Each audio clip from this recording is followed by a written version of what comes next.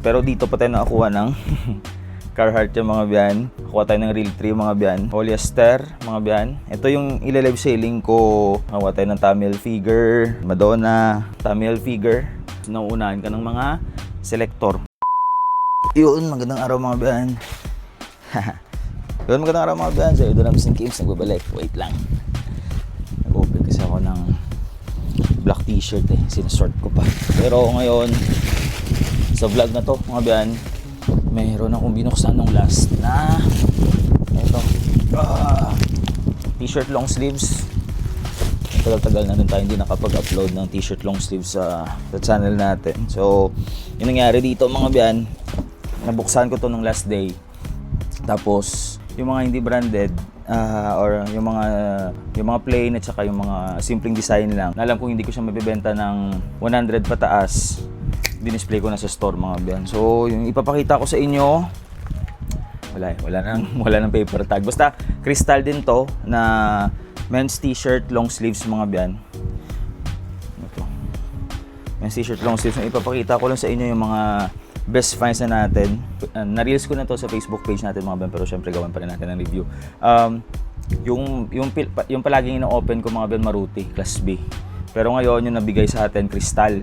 Mas mura siya, 5.4 lang ata to. Yung Maruti na Class B na t-shirt long sleeves, 5.9. So, pero dito pa tayo nakakuha ng Carhartt yung mga biyan. Na sort ko lang siya sa kung magkano ko siya ibibenta. Pero yung items dito, kailangan ko pang i-sort para ma-sort ko yung kung magkano yung presyo nito. 100 ba? 150? 200? So, yan yung i-check ko pa ngayon. Kuha tayo ng Real 3 mga biyan. Again, 5.4 lang to mga biyan ha. 5.4. Kuha tayo ng Ron John Surf Shop. Ron John Surf Shop. Ito yung minsan yung alternative pag wala ng t-shirt, wala akong mabenta na t-shirt or wala akong makuha ng men's t-shirt. Ito yung kinukuha ko mga biyan. Kasi, yung mga simpleng design lang or yung mga plain, nabibenta ko pa sila sa store. So, mura lang yung puhunan. Kapag may nakuha ka mga solid, kung madami ka makuha solid, sa selected mo pa lang, for example, 50 pieces, minsan babawi mo na yung puhunan mo mga biyan. Meron tayo dito Adidas na Chicago Bulls. Ito, Polyester, mga biyan. Ito yung ilalive selling ko kung kaya mamayang gabi. Kuha tayo ng polyester na plain. Madaming plain. Maganda yung quality or maganda yung bale na to mga biyan. Pero yun nga lang, kailangan mo lang talaga maghanap ng market. Comfort colors. Kasi hindi naman lahat gumagamit ng t-shirt long sleeves eh. Champion, yung iba pang trabaho. Dito sa amin, mabili to sa yung mga bagsak presyo ko. Nabibenta ko sa mga tricycle driver. Tapos sa iba, mga trabaho sa tawag dito. Anong talamnan? Sa mga bukid, yan. May mga tanim sila. Ito yung kinahanap nila. Protection sa init, mga biyan. Siyempre, yung bentalan natin dun sa store, 50 pesos, 35 pesos. Tapos may mga H&M na plain. So, pwede mo na panggala. Ito, printed lang na gildan, mga biyan. More or less, ilang piraso ba? Di ko siya nabilang, pero may mga previous vlogs na tayo regarding dito, mga biyan. So, check nyo na lang. Kalimutan ko yung bilangin. Ayan o. Hawa tayo ng Tommy Hilfiger. Meron rin, kaka-upload na natin ng black t-shirt mga biyan. Pero may kinuha ulit tayo. Ito itatry ko kung kaya ko pa siyang ma-vlog. Kasi naka-schedule na to for live selling. Ito, John Sports mga biyan. Pakita ko lang yung mga best finds sa inyo. Di ko to, imagine lang makakuha ka lang ng 50 pieces na pwede mo siyang ibenta ng 150 or 150. Bawi mo na yung puhunan dito mga biyan.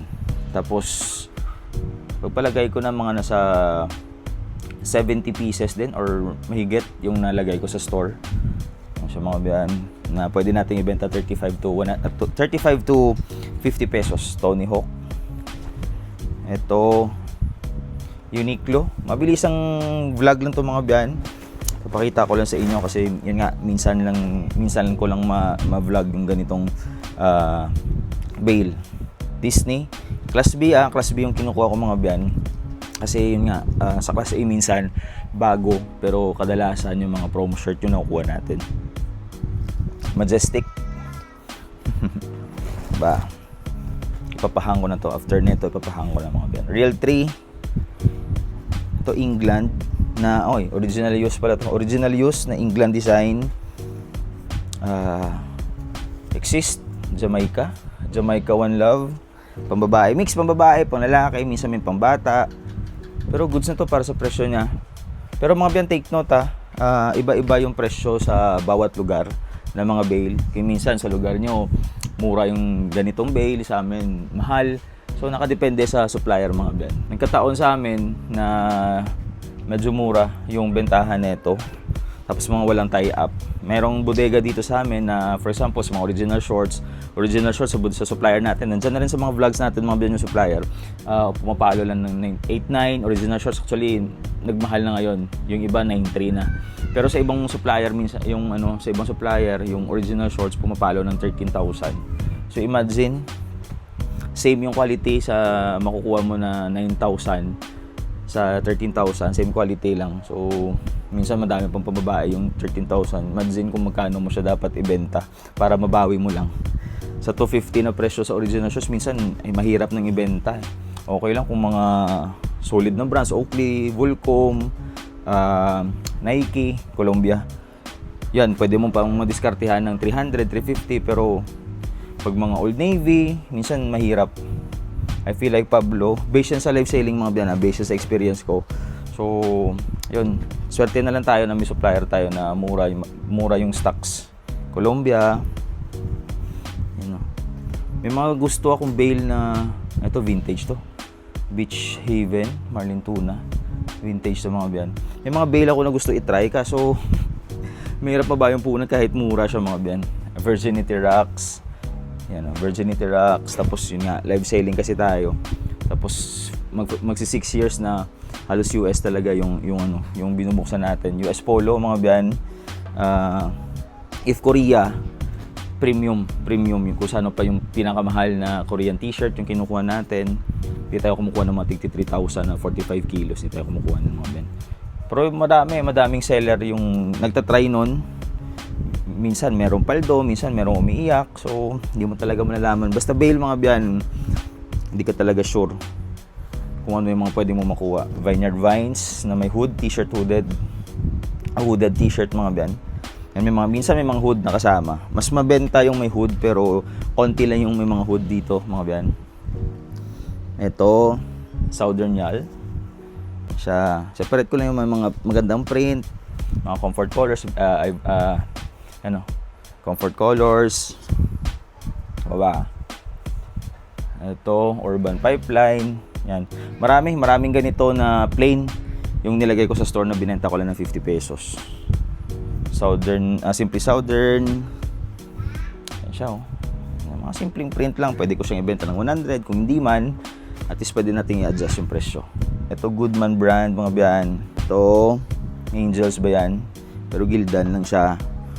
Mga simple lang yung nakuha natin mga biyan. Madami tayong nakuha mga ganito. Simply Southern, Vineyard Vines, Comfort Colors. Maganda lang yung print katulad niya, no? Simply Southern. Yan sila, mga biyan. Ito, JPN, Japan.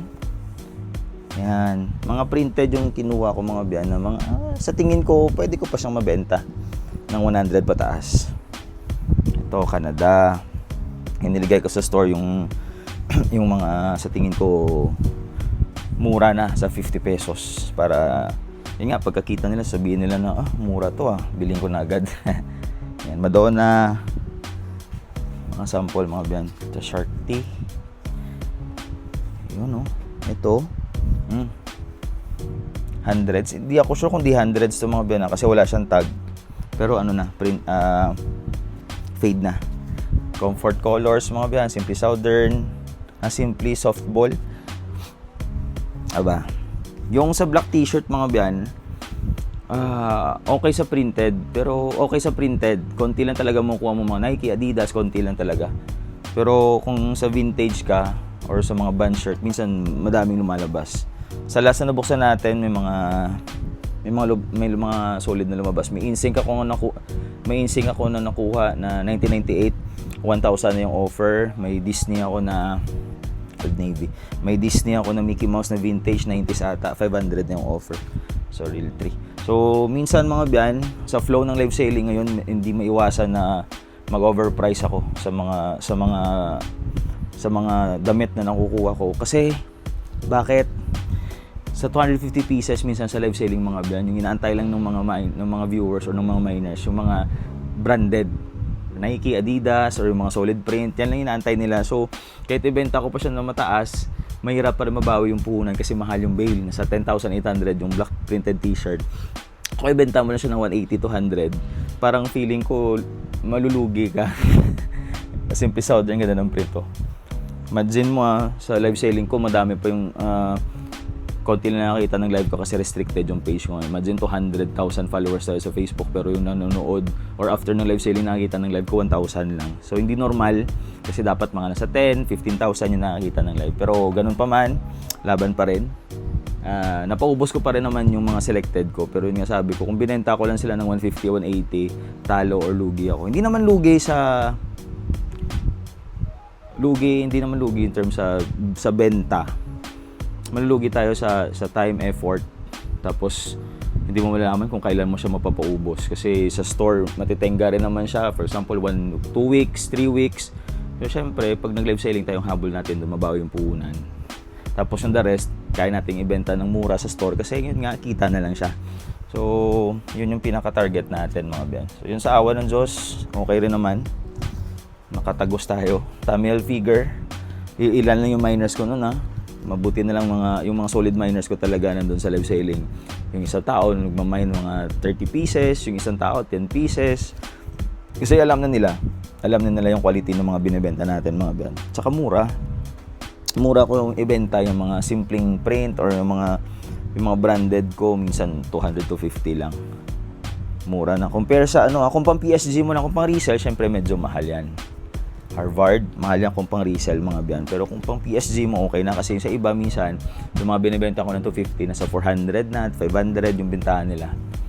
Nike, syempre kung ikaw naman na pang PSG mo lang naman, tapos wala kang time na mag-ukay, okay na, mura na. Kasi kung pupunta ka sa mga ukayan, hindi mo na yan minsan makikita. Kasi mahal, tapos nauunahan ka ng mga selector, mga biyan. Yan yung mga minsan ng mga reklamo ng mga customer ko kasi doon daw sa market day dito sa amin, hindi na sila makahanap ng mga branded na solid kasi naka-ready na para sa mga selector. So hindi naman natin masisisi polyester. So hindi naman natin masisisi yung mga seller mga bang kasi ang mamahalan ng bail ngayon. So yun na sila mga biyan, yung black printed t-shirt. Try ko gawa ng vlog, pero ito yung kuha natin 5.4 lang, crystal na men's t-shirt long sleeves. Supplier natin andyan na, usually Maruti yung kinukuha natin pero 5.9 yun. Pero same na naman yung quality, same na yung mga brands na nakukuha natin doon. Pero syempre bawat bail iba-iba yung laman mga brand. Minsan panalo, minsan talo. Actually hindi ka matatalo dito kasi mura lang siya mga brand. Sana nakatulong, please like and subscribe. God bless our brand, spread the love, peace.